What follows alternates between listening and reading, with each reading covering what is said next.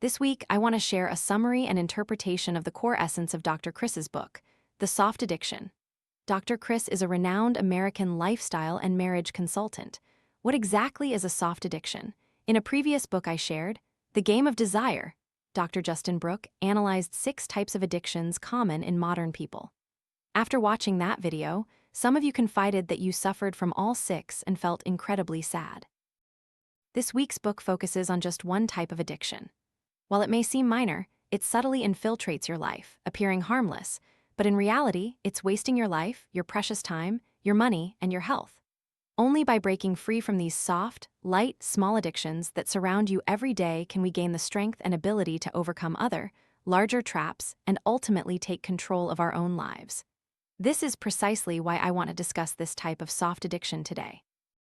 So let's explore what soft addiction truly is, why we fall prey to it and find it so hard to shake off, and how to effectively prescribe the right antidote to overcome it, thereby discovering what truly makes you happy and fulfilled. What is soft addiction? How do you know if you have it? The author summarizes soft addiction with a concise statement. You won't die from soft addiction. It will only prevent you from truly living well. So, what kind of addictions directly endanger our lives and longevity? Those are hard addictions like drug addiction, nicotine addiction, alcoholism, stimulant addiction, and so on. The best way to deal with these is to stop all contact with the addictive substances. But soft addiction is the complete opposite. You cannot avoid contact with the substances or activities that can cause soft addiction because they permeate every corner of your life, from meals, shopping, daily routines, to studying, working, and social relationships. Therefore, soft addiction is a widespread phenomenon that most of us experience. According to the book, a U.S. survey found that 91% of people suffer from soft addiction. The author believes the remaining 9% simply don't dare to admit it. So, how can you recognize if you have a soft addiction? This book outlines 4 basic types of soft addiction. The first type is behavioral addiction *. Any behavior, once it becomes excessive and is used as a means to distract, temporarily numb, or escape emotions, can become a soft addiction. This type often centers on entertainment, social interaction, and so on. For example, constantly scrolling through your phone whenever you have free time, watching too much TV, immediately reaching for your phone as soon as you get home or feel tired, losing track of time, only to feel regret, irritation, self-reproach, or remorse afterward. Or, when you post something on social media, you compulsively check notifications, likes, and comments. It could also be refusing real-life communication with others, oversleeping, staying up late for unproductive activities, enjoying gossip, overworking, compulsive shopping, or hoarding out of fear of not having enough when needed, or always choosing high-end restaurants. The second type is **avoidance addiction **. For instance, when you know perfectly well that you should start a task immediately, but find yourself unable to begin for a long time, constantly inventing excuses to procrastinate. In essence, when you refuse or evade a task, or invent reasons to diminish its importance from something significant to minor, or from minor to non-existent, just so you don't have to face and perform it, that's when you're caught in an avoidance addiction. Examples include having a misbehaving child but finding no way to teach them, recognizing a problem but not seeking a solution, or small conflicts between spouses that we simply ignore. These are all habitual reactions, and behind them always lies a deep sense of insecurity within you. The more afraid you are, the more susceptible you become to this avoidance addiction. The third type is emotional and lifestyle addiction *. When you have frequent emotional and lifestyle reactions, it can also become highly addictive. For example, constant complaining, blaming, scolding children, criticizing your spouse, or criticizing your partner. Or, some people always joke about everything they encounter, or remain indifferent and apathetic to everything. Those who frequently display these reactions do so to detach themselves from their true feelings, treating it as an escape. Finally, there's addiction to food and consumer goods *. When you desire something like fried food, sweets, coffee, or a specific brand of bag, clothing, shoes, or perfume, and you feel restless, anxious, or impatient simply because you can't eat, drink, or buy it, and you resort to all means to acquire it. That's also a manifestation of an addiction.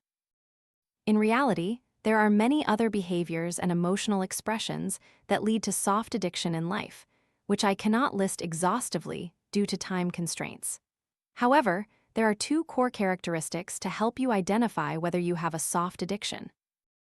First, if performing a certain action goes against your resolve, desires, goals, or life plans, and ultimately leaves you with a feeling of emptiness, regret, self-reproach, or meaninglessness, then you are likely suffering from a form of soft addiction. Second, if you're doing something but feel unfocused, not genuinely enjoying it, or truly paying attention to it. Take endlessly scrolling through TikTok, for example. Don't assume that scrolling TikTok means you're deeply enjoying and focusing. Focus is a state where your actions are purposeful.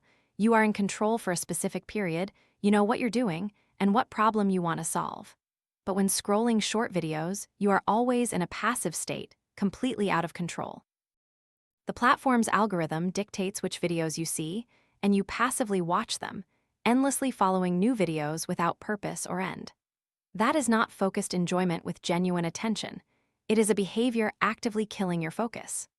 Neuroscientists at the Seattle Children's Research Institute once conducted a study and found that the brains of children addicted to phones showed distinct morphological differences compared to normal children.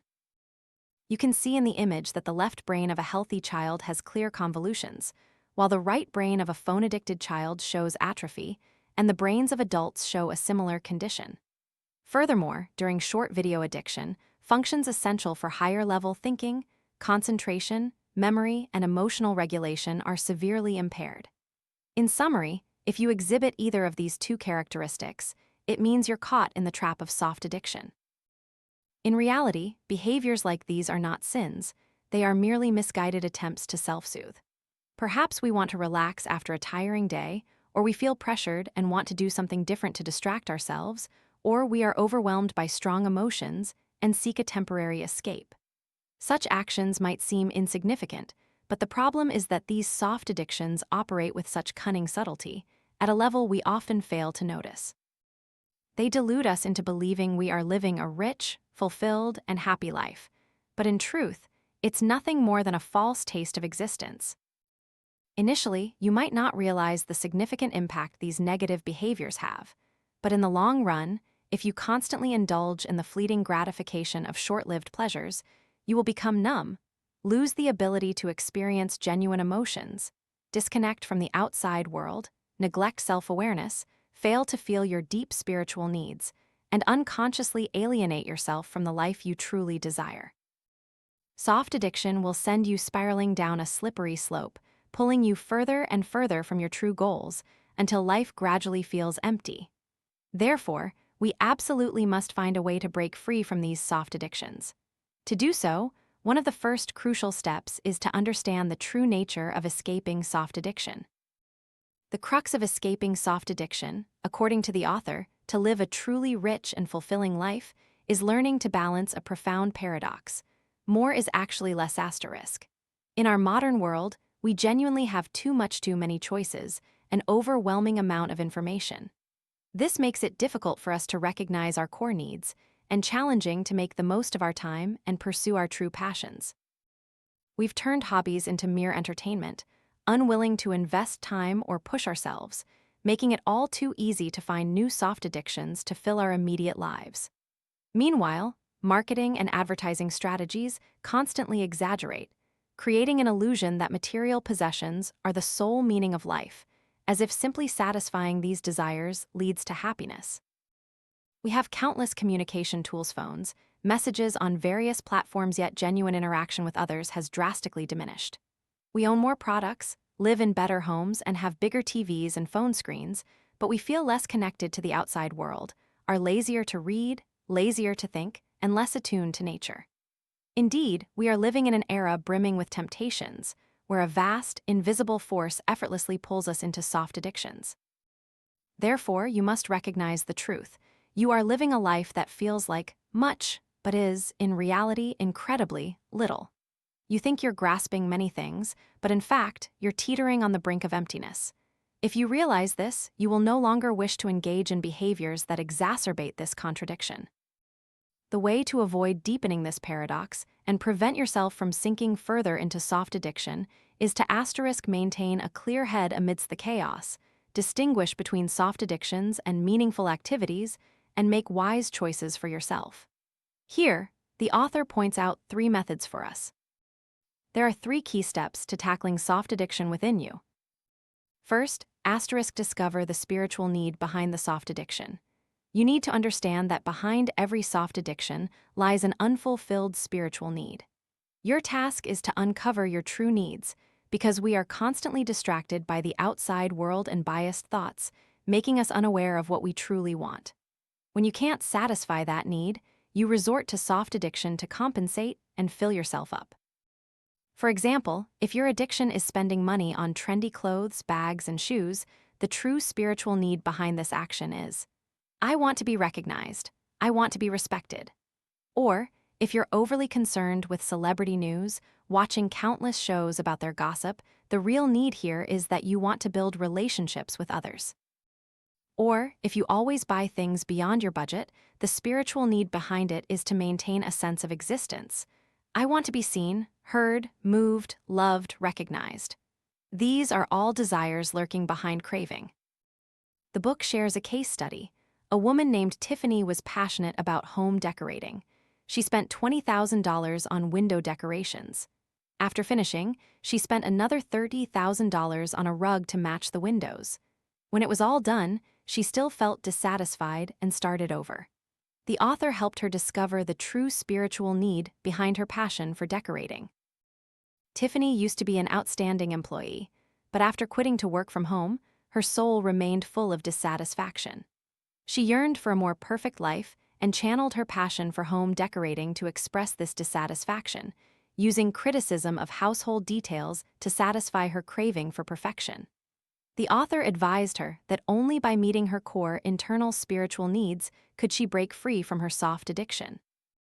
Because decorating, no matter how well done, could never truly fulfill her authentic spiritual needs or resolve her dissatisfaction. When you clearly see your true needs behind each repetitive soft addictive behavior, you will realize that this type of addiction is actually meaningless and wastes your destiny. Recognizing this will naturally lead you to step number 2 to eliminate soft addiction at its root. That is, discover what you truly want to do. When your time is dedicated to the right actions, you will no longer be plagued by anxiety, sadness, regret, self-reproach, and the artificiality brought on by soft addictions. The second key is to know how to make a core decision. Think about it. Every time we resolve to eliminate something, we make countless decisions. For example, we might decide to cut out fried foods, sweets, and pastries because we want to be more beautiful, slender, or healthier. But is this a core decision? It sounds like a positive goal, but it's not enough to be a powerful guiding star. A core decision must be different from an ordinary decision. It must be at the highest level and be the most potent resource, like a lighthouse guiding ships through a storm. Instead of focusing on the superficial outcomes achieved after each decision, you need to delve deep within yourself.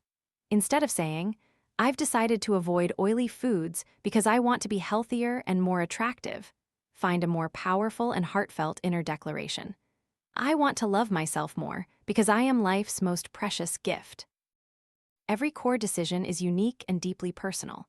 Some might decide, I want to become an honest, sincere, and trustworthy person. Others might resolve, I want to love and give unconditionally. Or someone might declare, I want to possess a rich soul. Still others might affirm, the ideal life I want is one of reason and living in the present. Each decision has different content, but they all share one commonality. They must ignite a deep yearning within you for something greater. They compel you to recognize your self-worth and desire to live a rich, interesting life, true to yourself. Any decision made solely to prove oneself, satisfy ego in the eyes of others, control, manipulate, assert power, or claim status over others is not a correct core decision. The book recounts a story where, as a student, the author, due to her plump appearance, pursued a relationship with a handsome guy. Yet, she didn't love him.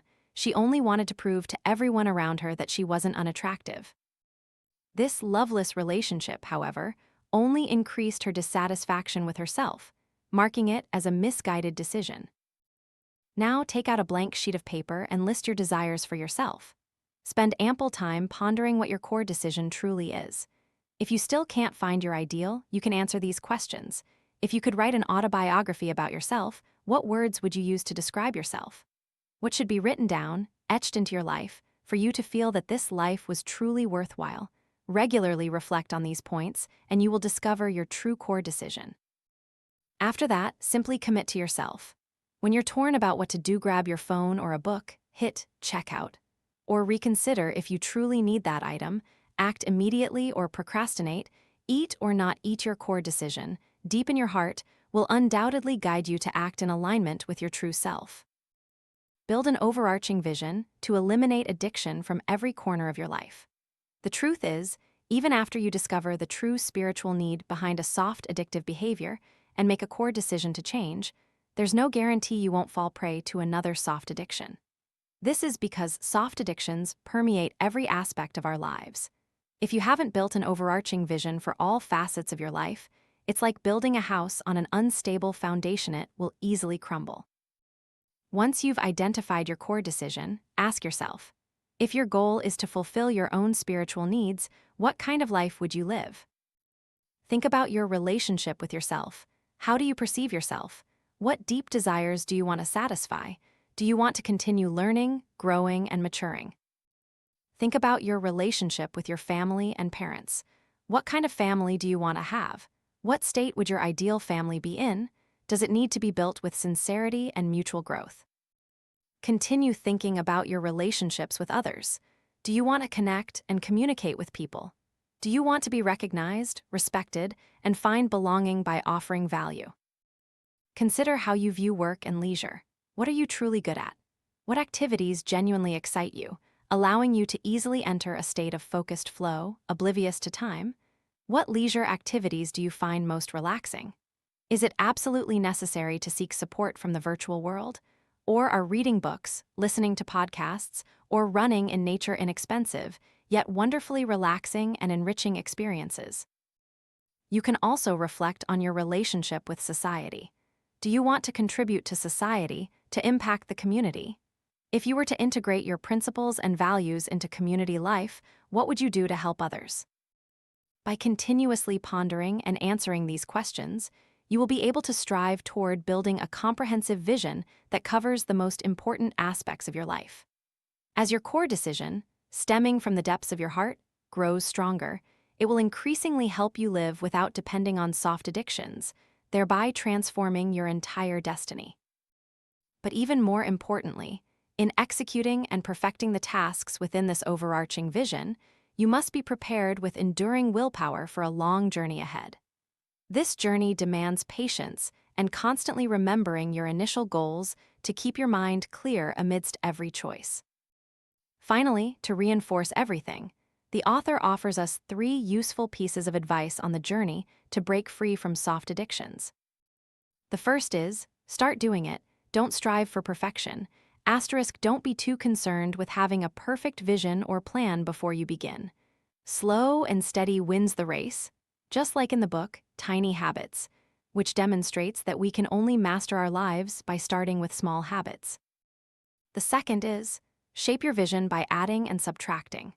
That is, in the process of self-improvement to achieve an overarching vision, you will need to learn to add things that support your vision and remove things that pull you away from it. This way, your grand vision will be continuously enriched and solidified. For example, you might add paying attention to your emotions by spending 30 minutes each day journaling and reflecting on yourself. Then, you would need to reduce the time spent playing on your phone, uninstalling some apps or computer games to dedicate more time to yourself. By combining adding and subtracting in this way, you will gradually break the cycle of delusion. The third is, seek support from family, friends, and others. No one can achieve an overarching vision alone. Embrace help and good advice from others when appropriate. This concludes the core content of The Soft Addiction. I believe you now have a certain understanding of soft addiction. If you wish to delve deeper, please continue to read the book. And finally, after all this content, I truly want you to remember one thing. Asterisk, don't let soft addiction deceive you any longer.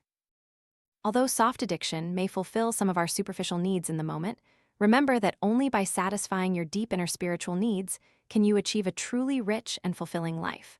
While this principle isn't hard to grasp, if our minds aren't clear enough, we can continue to immerse ourselves in the false pleasure that soft addiction provides, and each day, your precious moments will erode away. I firmly believe that deep within each of us lies our own ideal life. So now consider, are you truly living the life you desire? If not, what has been and is currently holding you back? Don't seek answers from external sources, look within. In reality, many of us have the ability to learn and possess diligence, but unrecognized bad habits and time-wasting addictions hinder our progress and gradually cause us to lose our resolve and inner clarity. If you are not content with life merely being this way, then take action immediately. Many people have transformed themselves by letting go of soft addictions and now experience more satisfying lives. I am certain that you can do it too.